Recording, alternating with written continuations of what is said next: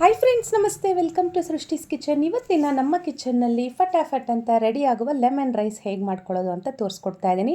ಬೆಳಗಿನ ಗಡಿಬಿಡಿಯಲ್ಲಿ ಲಂಚ್ ಬಾಕ್ಸ್ಗೆ ಬೇಗನೆ ಪ್ಯಾಕ್ ಮಾಡ್ಕೋಬೋದು. ಇದು ಅನ್ನವನ್ನು ರೆಡಿ ಮಾಡಿ ಇಟ್ಕೊಂಡ್ಬಿಟ್ರೆ ಒಂದು 5ರಿಂದ 10 ನಿಮಿಷದೊಳಗಡೆ ಈ ಟೇಸ್ಟಿಯಾದ ಚಿತ್ರಾನ್ನ ರೆಡಿ ಆಗುತ್ತೆ.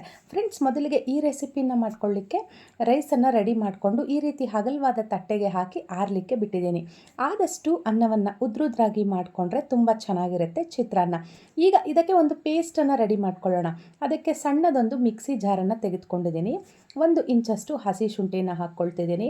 ಒಂದು 6ರಿಂದ 7 ಎಸಳಷ್ಟು ಬೆಳ್ಳುಳ್ಳಿನ ತೆಗೆದುಕೊಂಡಿದ್ದೀನಿ.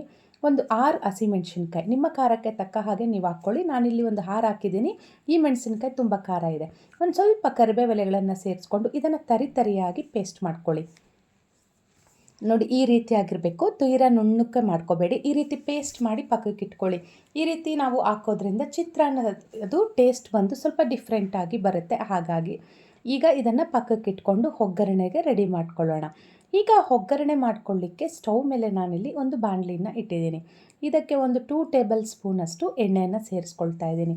ಎಣ್ಣೆ ಚೆನ್ನಾಗಿ ಬಿಸಿ ಆದಮೇಲೆ ಇದಕ್ಕೆ 1 ಟೇಬಲ್ ಸ್ಪೂನಷ್ಟು ಕಡಲೆ ಬೀಜನ ಹಾಕ್ಕೊಳ್ತಾ ಇದ್ದೀನಿ. ಮೊದಲಿಗೆ ಕಡಲೆ ಬೀಜನ ಹಾಕಿ ನಾವು ಈ ರೀತಿ ರೋಸ್ಟ್ ಮಾಡ್ಕೊಳ್ಳೋದ್ರಿಂದ ತಿನ್ನೋವಾಗ ತುಂಬ ಕ್ರಿಸ್ಪಿಯಾಗಿರುತ್ತೆ. ಹಾಗಾಗಿ ಮೊದಲಿಗೆ ಕಡಲೆ ಬೀಜ ಹಾಕಿ ಸ್ವಲ್ಪ ಕೆಂಪಿಗೆ ಅದನ್ನು ಹುರ್ಕೊಂಡು ಆನಂತರ ಇದಕ್ಕೆ ಉದ್ದಿನಬೇಳೆ ಹಾಗೆ ಕಡಲೆಬೇಳೆ, 1 ಸ್ಪೂನಷ್ಟು ಸಾಸಿವೆ, ಒಂದು ಅರ್ಧ ಸ್ಪೂನಷ್ಟು ಜೀರಿಗೆಯನ್ನು ಹಾಕ್ಕೊಂಡು ಒಗ್ಗರಣೆಗೆ ಎಲ್ಲ ಸ್ವಲ್ಪ ಚೆನ್ನಾಗಿ ಫ್ರೈ ಮಾಡ್ಕೊಳ್ತಾ ಇದ್ದೀನಿ.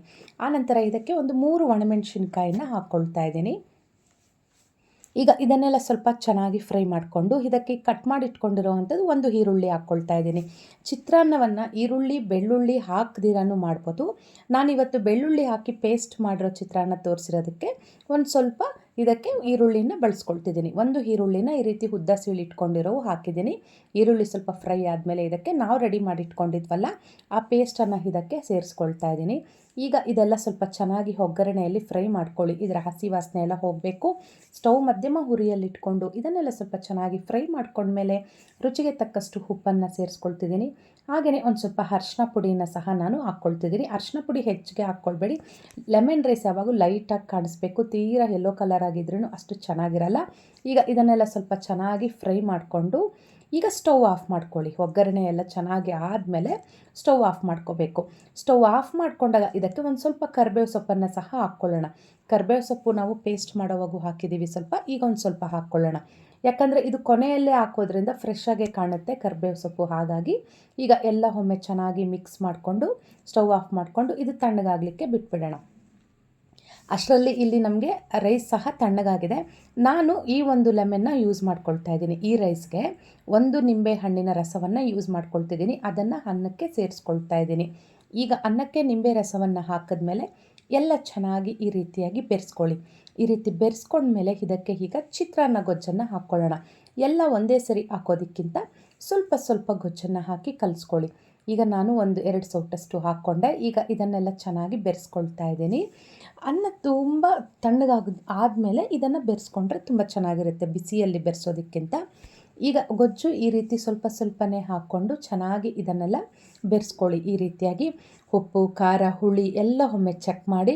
ಆದರೆ ಈ ಅಳತೆಯಲ್ಲಿ ಹಾಕಿದ್ರೆ ಯಾವುದು ಹೆಚ್ಚು ಕಡಿಮೆ ಅನ್ನೋದು ಆಗಲ್ಲ, ಪರ್ಫೆಕ್ಟಾಗಿ ಬರುತ್ತೆ ಚಿತ್ರಾನ್ನ. ಈಗ ಎಲ್ಲ ಬೆರೆಸ್ಕೊಂಡ್ಮೇಲೆ ಇದಕ್ಕೆ ಲಾಸ್ಟಲ್ಲಿ ಸಣ್ಣದಾಗಿ ಹಚ್ಚಿಟ್ಕೊಂಡಿರೋ ಅಂಥ ಸ್ವಲ್ಪ ಕೊತ್ತಂಬರಿ ಸೊಪ್ಪನ್ನು ಸೇರಿಸ್ಕೊಂಡು ಎಲ್ಲ ಚೆನ್ನಾಗಿ ಬೆರೆಸ್ಕೊಳ್ಳೋದು. ಲಂಚ್ ಬಾಕ್ಸ್ಗೆ ಹಾಕ್ಬೋದು, ಅಥವಾ ಆಫೀಸ್ಗೆ ಡಬ್ಬಿ ಕಟ್ಕೊಳ್ಳೋರಾಗ್ಬೋದು, ಮಕ್ಕಳ ಲಂಚ್ ಬಾಕ್ಸ್ಗೆ ಹಾಕ್ಬೋದು, ಅಥವಾ ಮಧ್ಯಾಹ್ನ ಊಟಕ್ಕಾಗ್ಬೋದು, ಬೆಳಗಿನ ಬ್ರೇಕ್ಫಾಸ್ಟ್ಗೆ ಹಾಕ್ಬೋದು. ತುಂಬ ಟೇಸ್ಟಿಯಾಗಿರುತ್ತೆ. ಒಮ್ಮೆ ನೀವು ಸಹ ಈ ರೀತಿ ಟ್ರೈ ಮಾಡಿ. ಈ ರೆಸಿಪಿ ಇಷ್ಟ ಆಗಿದ್ದಲ್ಲಿ ಲೈಕ್ ಮಾಡಿ, ಶೇರ್ ಮಾಡಿ, ಹಾಗೆ ಸಬ್ಸ್ಕ್ರೈಬ್ ಮಾಡ್ಕೊಳ್ಳಿ. ಥ್ಯಾಂಕ್ಸ್.